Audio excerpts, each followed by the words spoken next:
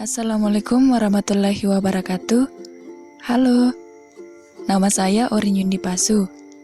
Dalam video kali ini, saya akan memaparkan materi tentang silabus. Dan poin-poin yang akan saya bahas di dalamnya yaitu yang pertama, definisi silabus, yang kedua, fungsi silabus, dan yang ketiga, komponen-komponen silabus. Nah, untuk poin yang pertama, saya akan menjelaskan tentang definisi silabus. Silabus merupakan seperangkat rencana serta pengaturan pelaksanaan pembelajaran dan penilaian yang disusun secara sistematis yang memuat komponen-komponen yang saling berkaitan untuk mencapai penguasaan kompetensi dasar. Selanjutnya, mengenai fungsi silabus. Yang pertama, silabus dapat dijadikan pedoman dalam penyusunan buku siswa. Buku siswa memuat tentang materi pelajaran, aktivitas peserta didik, dan evaluasi pembelajaran. Yang kedua, silabus menjadi acuan dalam penyusunan rencana pembelajaran untuk semua kajian mata pelajaran ataupun pengelolaan kegiatan pembelajaran dan pengembangan penilaian hasil pembelajaran. Yang ketiga, hasil pengembangan silabus dalam bentuk perangkat pembelajaran berfungsi sebagai alat untuk aktualisasi kurikulum secara operasional pada tingkat satuan pendidikan sehingga memudahkan guru melakukan pembelajaran.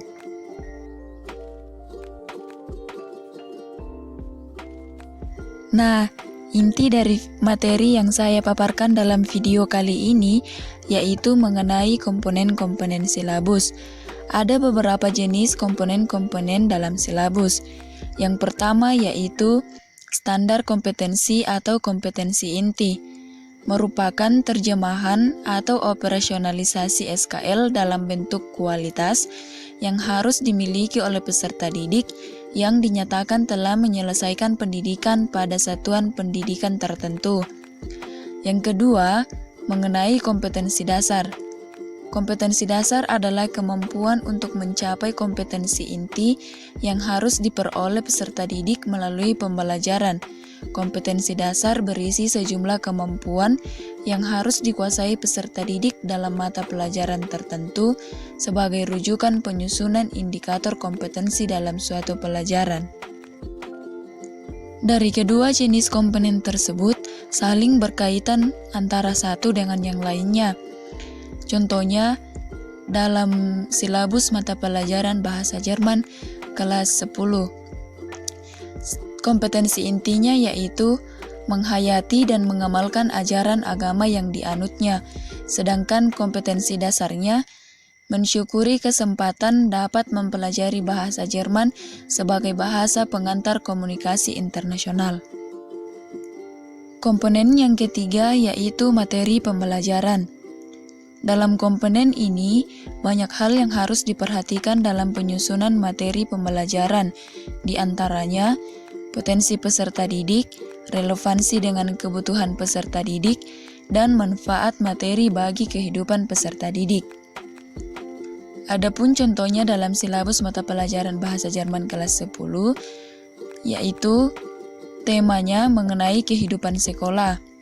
Wacana lisan yang memuat kosakata, pola kalimat, ungkapan komunikatif, unsur-unsur budaya dan sastra sesuai tema. Sedangkan subtemanya yaitu Gegenstände in der Schule und Schulsachen, der Stundenplan, Lehrer, Schulaktivitäten. Komponen yang keempat yaitu indikator.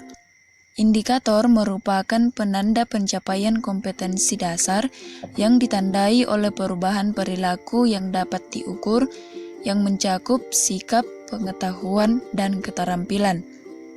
Komponen yang kelima yaitu penilaian. Penilaian dapat berupa tes dan non-tes. Pada pembelajaran, penilaian dilakukan untuk mengkaji ketercapaian kompetensi dasar dan indikator pada tiap-tiap mata pelajaran. Komponen yang keenam yaitu alokasi waktu. Alokasi waktu yang dicantumkan dalam silabus merupakan perkiraan waktu rata untuk menguasai kompetensi dasar yang dibutuhkan oleh peserta didik yang beragam. Contoh dalam silabus mata pelajaran bahasa Jerman, alokasi waktunya yaitu 16 kali 3 jam pertemuan.